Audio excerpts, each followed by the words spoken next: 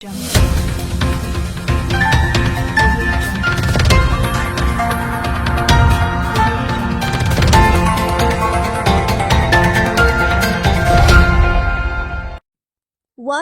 ಮುಖ್ಯಾಂಶಗಳು. ಅಧಿಕಾರಕ್ಕೆ ಬರುತ್ತಿದ್ದಂತೆ ಕಾಂಗ್ರೆಸ್ಗೆ ಸೂಕ್ತ ಉತ್ತರ ನೀಡುತ್ತೇವೆ, ರೂಪಾಲಿ ನಾಯ್ಕ್. ಶಿರಸಿಯ ಸಾಂಬಾರು ಮಂಡಳಿಯ ಕಚೇರಿ ಅತ್ಯಂತ ಶೋಚನೀಯ ಪರಿಸ್ಥಿತಿಯಲ್ಲಿದೆ, ದೀಪಕ್ ದೊಡ್ಡೂರು. ರಸ್ತೆ ಕಾಮಗಾರಿಗೆ ಗುದ್ದಲಿ ಪೂಜೆ ನೆರವೇರಿಸಿದ ಶಾಸಕ ಭೀಮಣ್ಣ ನಾಯ್ಕ್. ಏಪ್ರಿಲ್ 8ರಂದು ಬನವಾಸಿ ಶ್ರೀ ಮಧುಕೇಶ್ವರ ಮಹಾರಥೋತ್ಸವ. ದಿ ಶಿರಸಿ ಅರ್ಬನ್ ಸಹಕಾರಿ ಬ್ಯಾಂಕ್ ಲಿಮಿಟೆಡ್ಗೆ 11.07 ಕೋಟಿ ರೂಪಾಯಿ ನಿವ್ವಳ ಲಾಭ. ಅಧ್ಯಕ್ಷ ಜಯದೇವ್ ನೀಲೇಕಣಿ. ವಾರ್ತೆಗಳ ವಿವರ.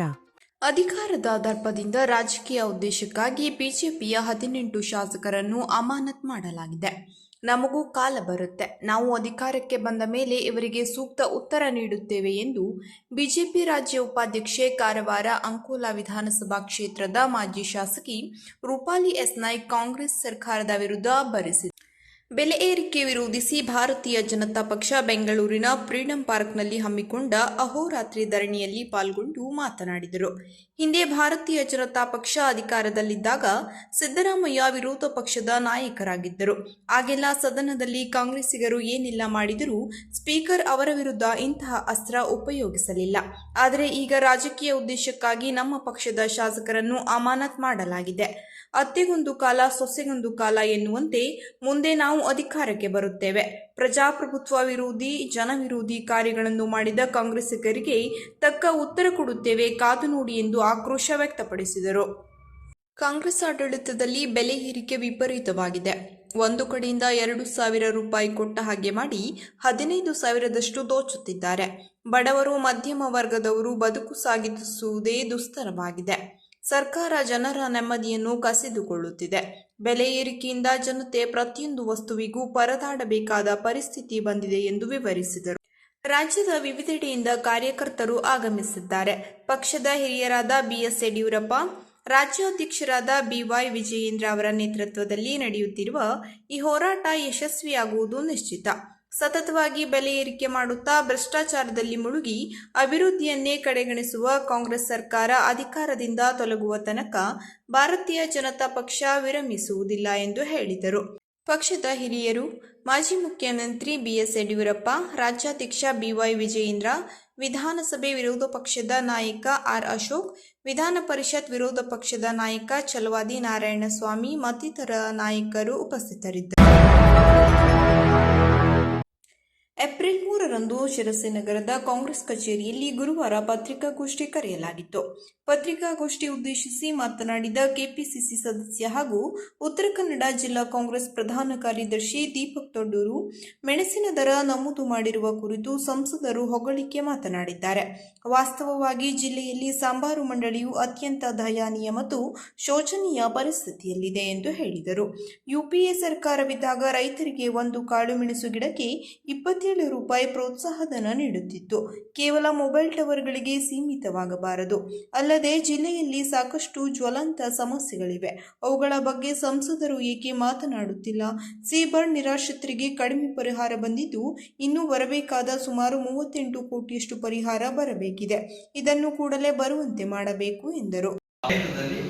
ಅವರ ಕೊಡುಗೆ ಏನಿದೆ? ಈ ಹಿಂದೆ ಸೀಬರ್ಡ್ ನಿರಾಶ್ರಿತರ ಪರವಾಗಿ ಕೋರ್ಟ್ಗೆ ಹೋಗಿರ್ತಕ್ಕಂಥದ್ದು, ಕೆಲವು ಪ್ರಕರಣಗಳು ಕ್ಲಿಯರೆನ್ಸ್ ಆಗದೆ ಸಂದರ್ಭದಲ್ಲಿ DC ಕೋರ್ಟ್ಗೆ ಹೋಗಿರ್ತಕ್ಕಂಥದ್ದು. ಹಾಗಾಗಿ ಆ ಒಂದು ಏನು ನಿರಾಶ್ರಿತರಿಗೆ ಕಂಪನ್ಸೇಷನ್ ಕೊಟ್ಟಿರ್ತಕ್ಕಂಥದ್ದು ಸರ್ಕಾರ ಆ ಕಾಲಕ್ಕೆ ಪ್ರತಿಯೊಂದು ಸರ್ಕಾರ ಮಾಡತಕ್ಕಂಥದ್ದಕ್ಕೆ ಬದ್ಧವಾಗಿರಬೇಕು ಕೊಡುವಂಥದ್ದು.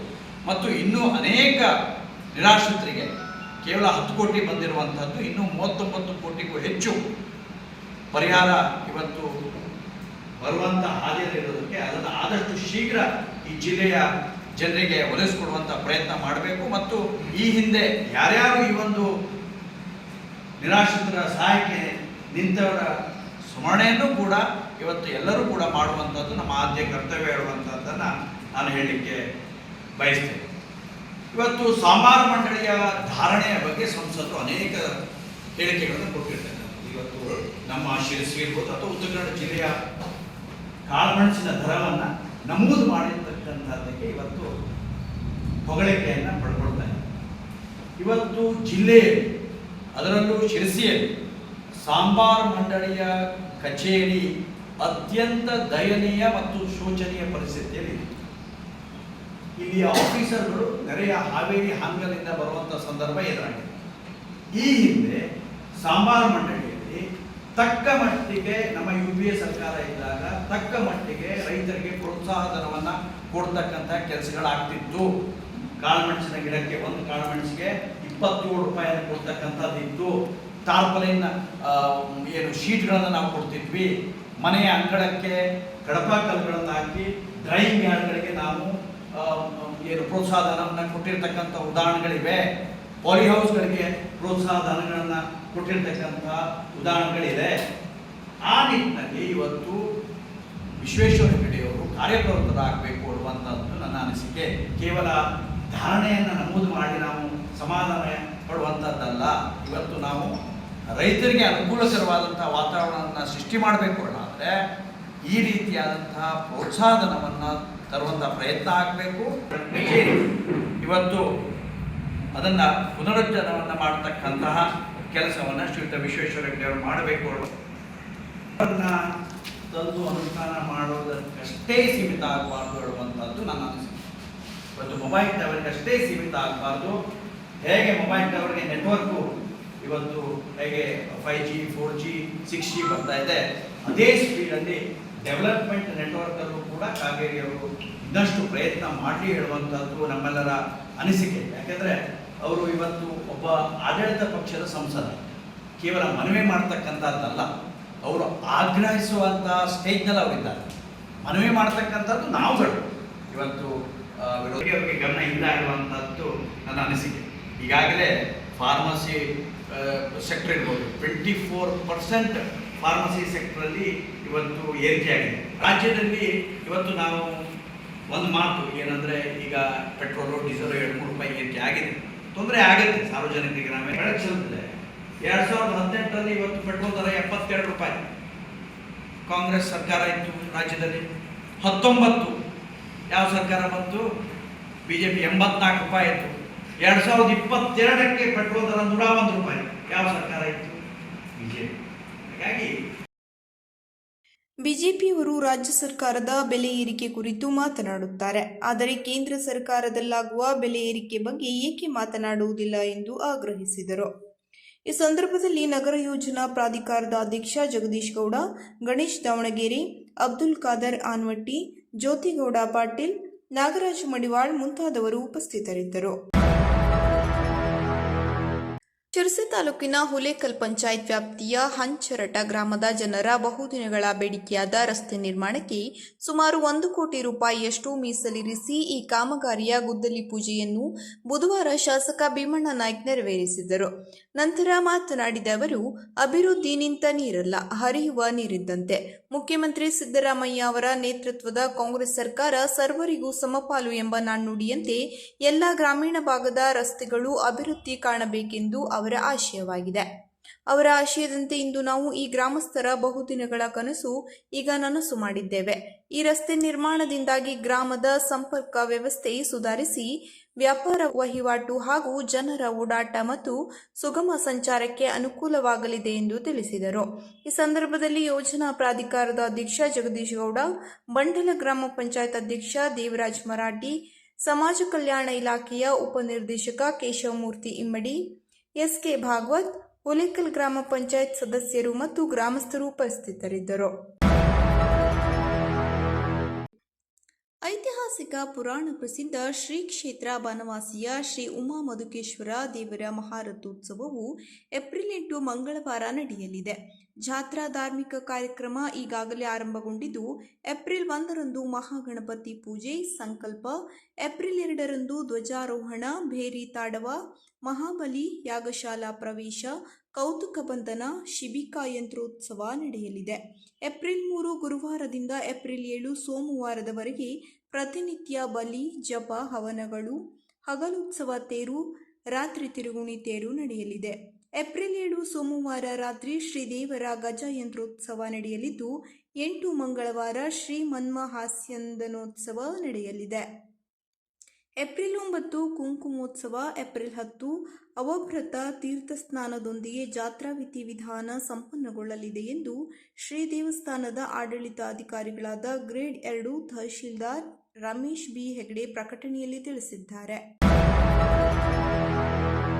ಕರ್ನಾಟಕದ ಪ್ರತಿಷ್ಠಿತ 119 ವರ್ಷಗಳ ಇತಿಹಾಸ ಹೊಂದಿರುವ ಪಟ್ಟಣ ಸಹಕಾರಿ ಬ್ಯಾಂಕಾದ ದಿ ಶಿರಸಿ ಅರ್ಬನ್ ಸಹಕಾರಿ ಬ್ಯಾಂಕು ಮಾರ್ಚ್ 31, 2025ಕ್ಕೆ ಅಂತ್ಯಗೊಂಡ ಆರ್ಥಿಕ ವರ್ಷದಲ್ಲಿ ತನ್ನ ಒಟ್ಟು ವ್ಯವಹಾರವನ್ನು 2,361 ಕೋಟಿಗಳಿಗೆ ವೃದ್ಧಿಸಿ ನೂತನ ದಾಖಲೆಯನ್ನು ನಿರ್ಮಿಸಿದೆ ಹಾಗೂ 14.92 ಕೋಟಿ ನಿರ್ವಹಣಾ ಲಾಭ, 11.07 ಕೋಟಿ ನಿವ್ವಳ ಲಾಭ ಗಳಿಸಿದೆ ಎಂದು ಬ್ಯಾಂಕಿನ ಅಧ್ಯಕ್ಷರಾದ ಜಯದೇವ್ ನೀಲೇಕಣಿಯವರು ತಿಳಿಸಿದ್ದಾರೆ. ಈ ಬಗ್ಗೆ ಅವರು ಮಾಹಿತಿ ನೀಡಿದ್ದು, ದಾಖಲೆಯ ಒಟ್ಟು 49,000ಕ್ಕಿಂತ ಹೆಚ್ಚು ಸದಸ್ಯರನ್ನು ಹೊಂದಿ ಪ್ರಸಕ್ತ ಸಾಲಿನಲ್ಲಿ ತನ್ನ ಒಟ್ಟು ವ್ಯವಹಾರವನ್ನು 2,300 ಕೋಟಿ ದಾಟುವುದರೊಂದಿಗೆ ಶಿರಸಿ ಅರ್ಬನ್ ಬ್ಯಾಂಕು ಹೊಸ ದಾಖಲೆಯನ್ನು ನಿರ್ಮಿಸಿದೆ.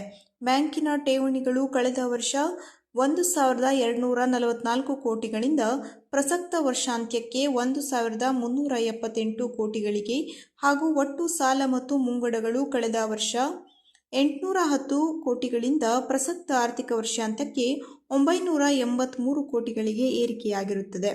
ಬ್ಯಾಂಕಿನ ಒಟ್ಟು ದುಡಿಯುವ ಬಂಡವಾಳ ಕಳೆದ ವರ್ಷದ 1,453 ಕೋಟಿಗಳಿಂದ ಪ್ರಸಕ್ತ ಆರ್ಥಿಕ ವರ್ಷಾಂತ್ಯಕ್ಕೆ 1,605 ಕೋಟಿಗಳಿಗೆ ಏರಿಕೆಯಾಗಿದ್ದು, 152 ಕೋಟಿಯಷ್ಟು ಹೆಚ್ಚಳವಾಗುವುದರ ಮೂಲಕ ಶೇಕಡಾ 10.46ರಷ್ಟು ವೃದ್ಧಿ ದಾಖಲಿಸಿದೆ.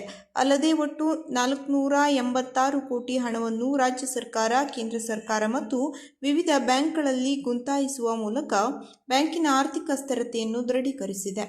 ಒಟ್ಟು 49,000ಕ್ಕಿಂತ ಹೆಚ್ಚು ಸದಸ್ಯರನ್ನು ಹೊಂದಿರುವ ಬೃಹತ್ ಮಟ್ಟದ ಸಹಕಾರಿ ಬ್ಯಾಂಕು ತನ್ನ ಷೇರು ಬಂಡವಾಳವನ್ನು ಕಳೆದ ವರ್ಷ 34.12 ಕೋಟಿಗಳಿಂದ ಪ್ರಸಕ್ತ ಆರ್ಥಿಕ ವರ್ಷಾಂತ್ಯಕ್ಕೆ 41.32 ಕೋಟಿಗಳಿಗೆ ಹೆಚ್ಚಿಸುವುದರ ಮೂಲಕ ಶೇಕಡಾ 21.10ರಷ್ಟು ವೃದ್ಧಿ ದಾಖಲಿಸಿದೆ ಹಾಗೂ ಸ್ವಂತ ನಿಧಿಗಳನ್ನು 132.40 ಕೋಟಿಗಳಿಗೆ ವೃದ್ಧಿಸುವುದರೊಂದಿಗೆ ಸ್ವಂತ ಬಂಡವಾಳವನ್ನು 173.72 ಕೋಟಿಗಳಿಗೆ ವೃದ್ಧಿಸಿಕೊಂಡಿರುತ್ತದೆ. ಬ್ಯಾಂಕು ನಿಕ್ಕಿ ಅನುತ್ಪಾದನಾ ಆಸ್ತಿಗಳ ಪ್ರಮಾಣವನ್ನು ಸತತ 14 ವರ್ಷಗಳಿಂದ %0ಗೆ ಕಾಯ್ದುಕೊಂಡು ಬಂದಿರುವುದು ಹೆಮ್ಮೆಯ ವಿಷಯವಾಗಿದೆ. ಬ್ಯಾಂಕು ತನ್ನ ಗ್ರಾಹಕರಿಗೆ ಹಲವು ಠೇವಣಿ ಹಾಗೂ ಸಾಲ ಮುಂಗಡವನ್ನು ಅತ್ಯಾಕರ್ಷಕ ಬಡ್ಡಿದರದಲ್ಲಿ ನೀಡುತ್ತಿದೆ. ಹಿರಿಯ ನಾಗರಿಕರಿಗೆ 8.50% ಬಡ್ಡಿದರದಲ್ಲಿ ಸಮೃದ್ಧಿ ಠೇವು ಯೋಜನೆ ಪರಿಚಯಿಸಲಾಗಿದೆ.